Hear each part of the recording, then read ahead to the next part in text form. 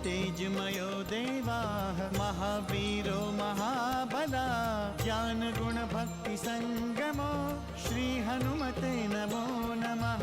जय हनुमान संकट मोचन जय हनुमान। जय हनुमान संकट मोचन जय हनुमान। केसरी नंदन तिहु जगवंदन अंजनी सुत बलधारी।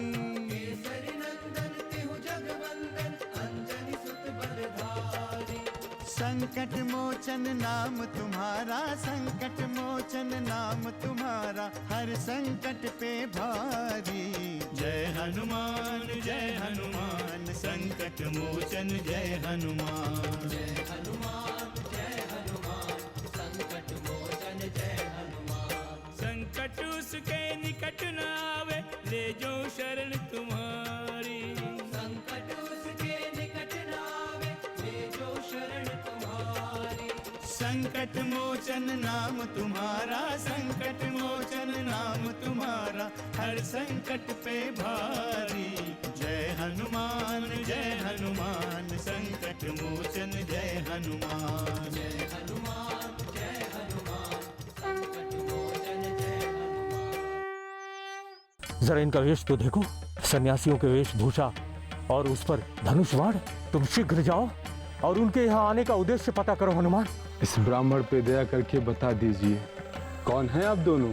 हम अयोध्या के धर्मात्मा राजा दशरथ के पुत्र हैं। ये मेरे अग्रज श्री राम हैं और मैं इनका अनुज लक्ष्मण हूँ। मुझे बहुत आश्चर्य हो रहा है प्रभु, आपका तो राज्याभिषेक होने वाला था प्रभु।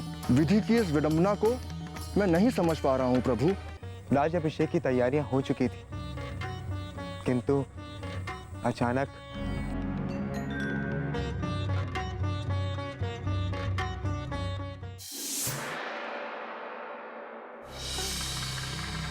केकई, अरे केकई कहाँ हो? केकई, मंत्रा, अरे क्या हुआ? अरे तुम इस तरह क्यों चिल्ला रही हो?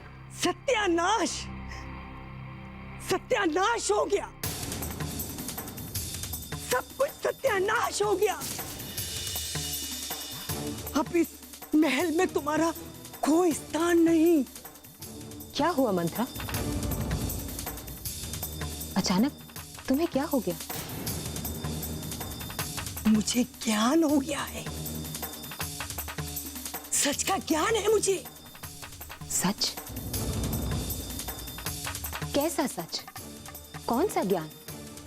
वही सच जो तुम्हें महारानी से दासी बनाने वाला है।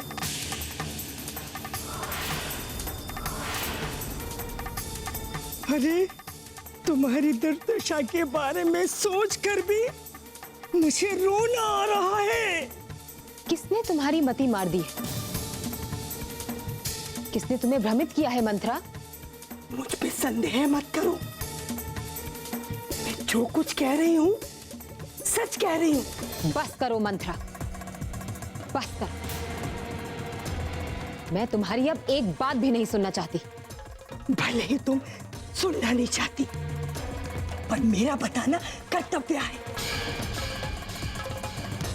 क्या तुम्हें पता है कि राम का राज्याभिषेक होने वाला है? ओह, तो इस अवसर पर तुम्हें कोई पुरस्कार नहीं मिला, इसलिए तुम ऐसी बातें कर रही हो? अब समझी मैं। आग लगे इस पुरस्कार को। राम का राज्याभिषेक तुम्हारे लिए शुभ नहीं है। यदि तुमने इसको नहीं रोका, बहुत भारी अनर्थ होगा। अरे भरत तुम्हारा पुत्र है और राम कौशल्या का पुत्र है। अरे वो अपने पुत्र को राज सिंहासन पे बैठाने जा रही है। हाँ, तुम नहीं जानती हो मंत्रा, राम ने सदैव हम माताओं को एक समान रखा है और मुझे तो कभी ऐसा लगा ही नहीं कि राम मेरे पुत्र नहीं है। और एक बात और, चारों भ्राताओं में राम ही सबसे समझदार है। उन्होंने सभी भ्राताओं को एक समान रखा है। और तुम्हें तो पता ही है कि चारों भ्राताओं में एकता कितनी आवश्यक है। अरे तुम बहुत भोली हो के कई। इस राजमहल में रहकर तुम्हें राजाओं के चालों का कुछ नहीं मालूम।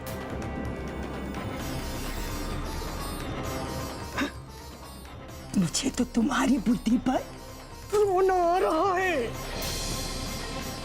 तुम्हारी मांग तब तक है जब तक महाराज के हाथ में राजपाट है।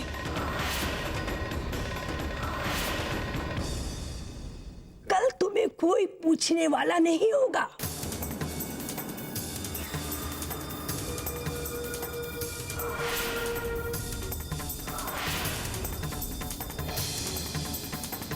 क्या सचमुच ऐसा ही होने वाला है मंत्रा? कोई संदेह है तुम्हें? देख लेना, महाराज तुम्हारे महल में झांकने तक नहीं आएंगे।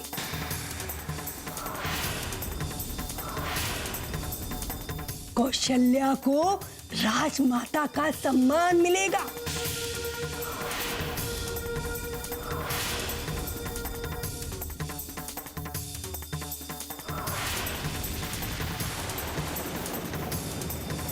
आज जो मंत्री तुम्हारे आगे तुम्हें प्रसन्न करने में लगे रहते हैं, कल वही कौशल्या के आगे सिर झुकाए खड़े रहेंगे।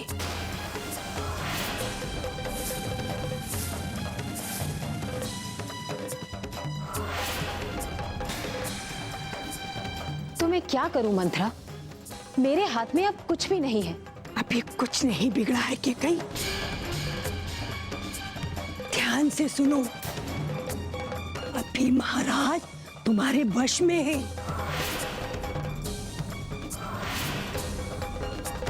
तुम्हारी कोई बात टाल नहीं सकते। मैंने देखा है, तुम्हारा कोप उनको सहन नहीं होता। अरे जब तुम्हारे आंखों में महाराज आंसू देखते हैं तो वो विचलित हो जाते हैं।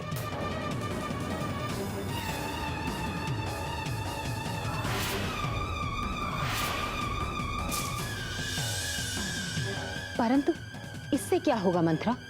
अभी तुम्हें अपनी सामर्थ्य का पता नहीं है कि कहीं। बस तुम अपने को भवन में पड़ी रहो।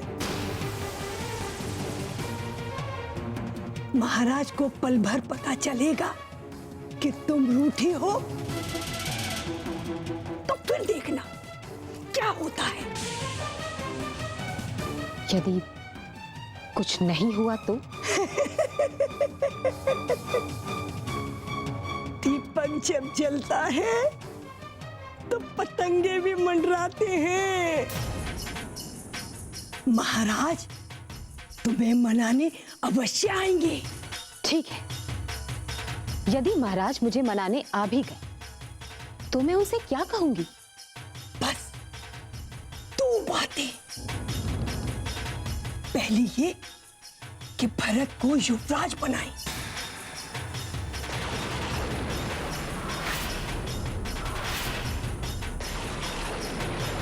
और दूसरी रामचंद्र को वन में भेजे।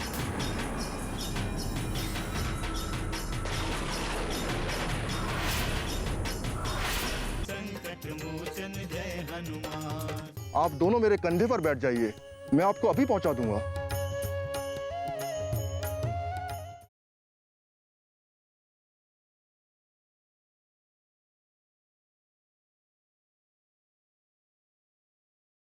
संकट मोचन जय हनुमान।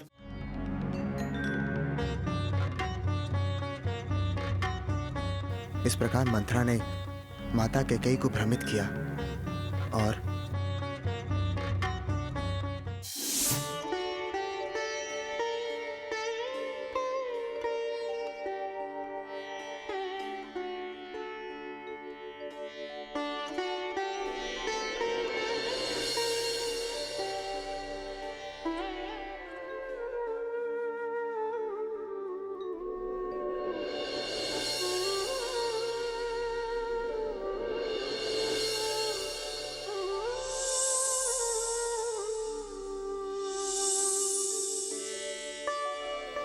कि क्या पिताश्री, आपकी आंखों में आंसू?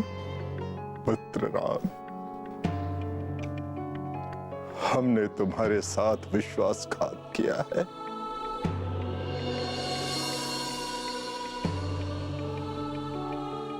हमें क्षमा कर दो पुत्र, हमें क्षमा कर दो। पिताश्री, आपकी बातें मैं समझ नहीं पा रहा हूं। महाराज सत्य को स्वीकार ही नहीं करना चाहते हैं पुत्र।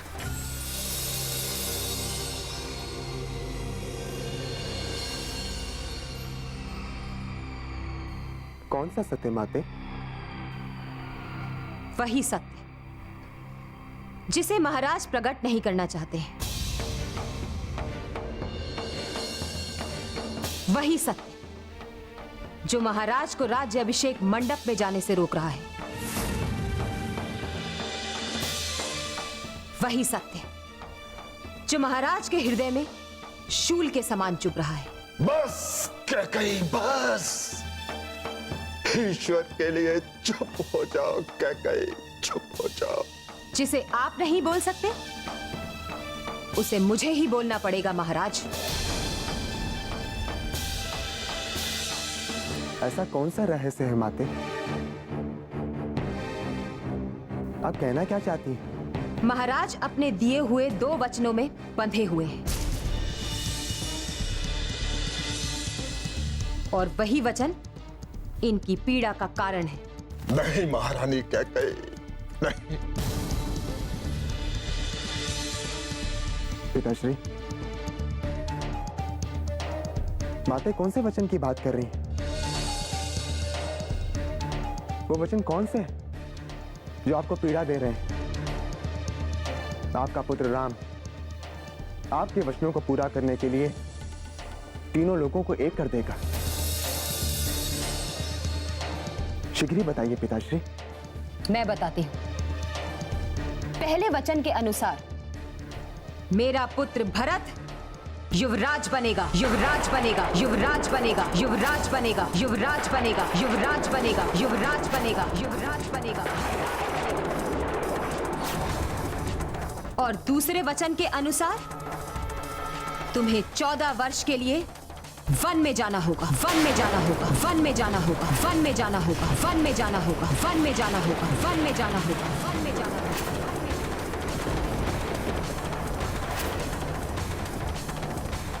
संकट मोचन जय हनुमान। आप दोनों मेरे कंधे पर बैठ जाइए, मैं आपको अभी पहुंचा दूंगा।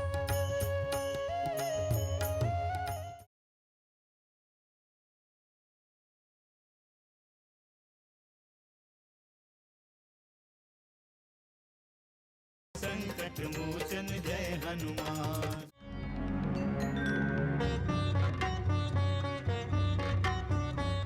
पिताश्री के वचनों को सम्मान देते हुए हमने वन गमन के लिए प्रस्थान किया।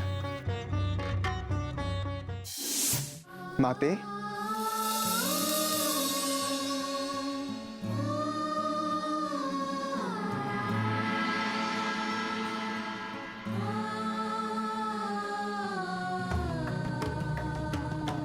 प्रणाम माते।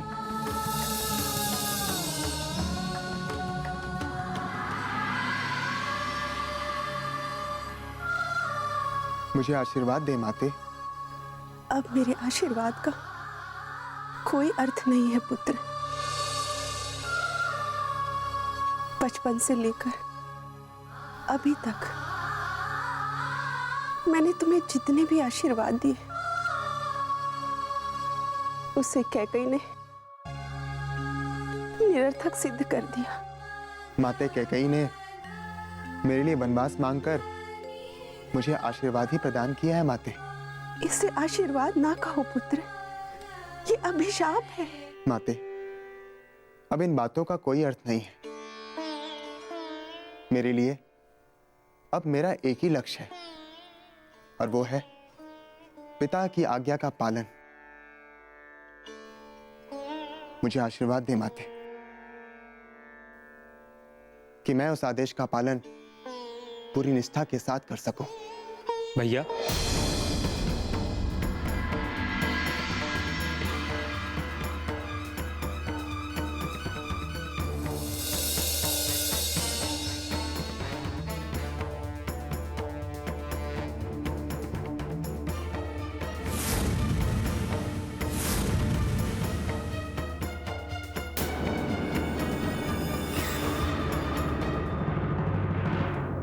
चलिए भैया। स्वामी,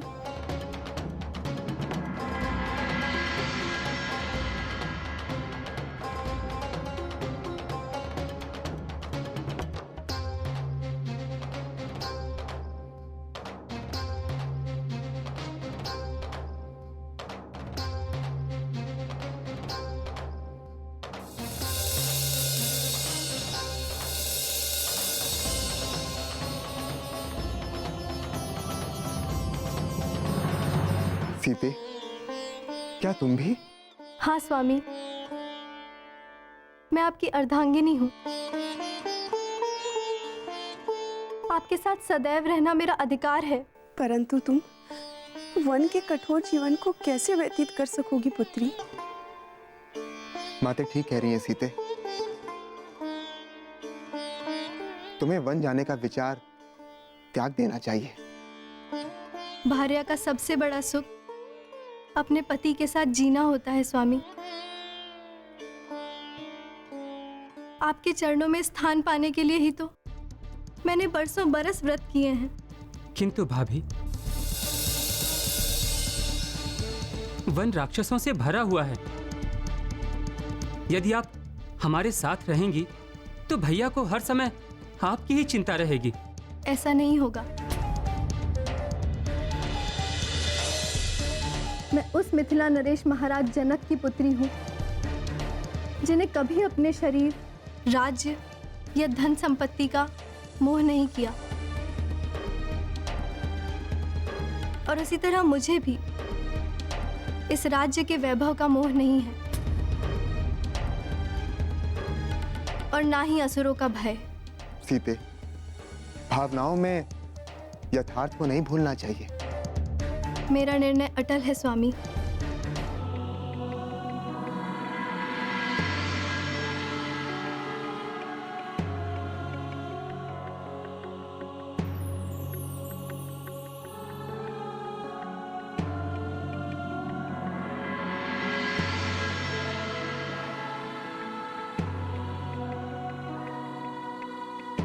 अपना दायित्व भली भांति निर्वाह करना पुत्री। मेरा आशीर्वाद सदैव तुम्हारे साथ रहेगा।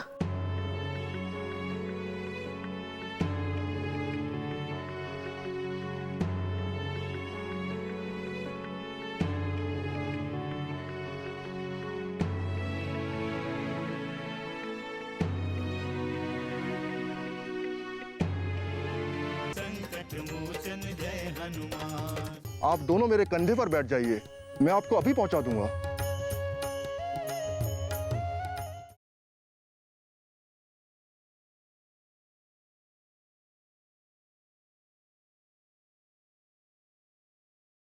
संकट मोचन जय हनुमान। और इस तरह से हम पिता के वचन का पालन करने के लिए वनवास में आ गए। पुनः माता सीता हमारे साथ अनहोनी हुई है हनुमान। ऋषि महर्षियों के साथ हमारा जीवन सुखपूर्वक व्यतीत हो रहा था, किंतु एक दिन लंकापति रावण छलपूर्वक सीता का हरण कर ले गया। छोड़ मुझे! स्वामी! स्वामी! स्वामी! छोड़! स्वामी! छोड़! लक्ष्मण!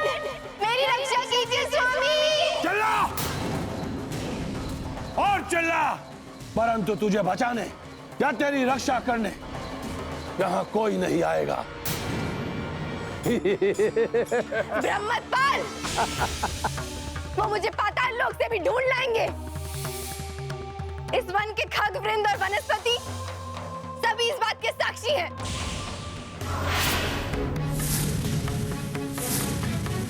अब हम उन्हीं को ढूंढते हुए वन वन भटक रहे हैं। हनुमान, हमें ज्ञात हुआ है कि वानर राज सुग्रीव यहाँ निर्वासित जीवन व्यतीत कर रहे हैं, जो हमारी सहायता कर सकते हैं। ये शुभ संकेत है हनुमान कि तुम मिल गए। ऐसा प्रतीत हो रहा है कि जैसे प्रतिकूल समय हमारे अनुकूल हो रहा है। रावण का ये तो साहस, किंतु ऐसा कैसे हो सकता है? आप तो साक्षात परमेश्वर हैं प्रभु। संसार की कोई भी घटना आपके संकेत के बिना घटित नहीं होती। आपके साथ ये अनहोनी कैसे हो सकती है भला?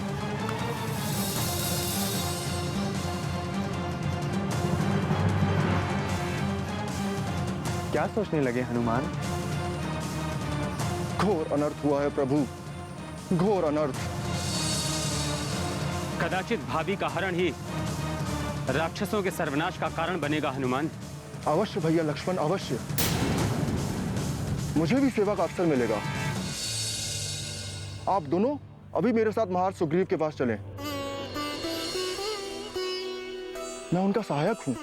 पुनः हमारा कार्य और सुगम हो गया हनुमान।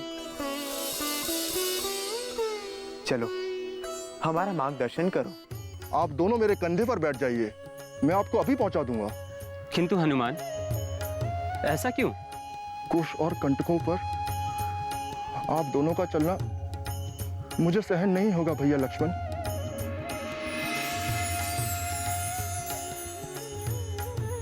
आइए मेरे कंधे पर बैठ जाइए। श्री राम और सुग्रीव की मित्रता का सत्य।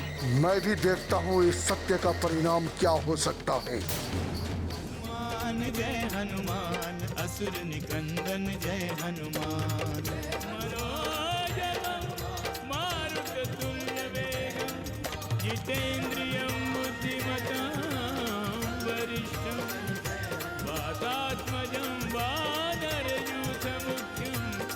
श्रीरामदूतं शरणं प्रपद्ये।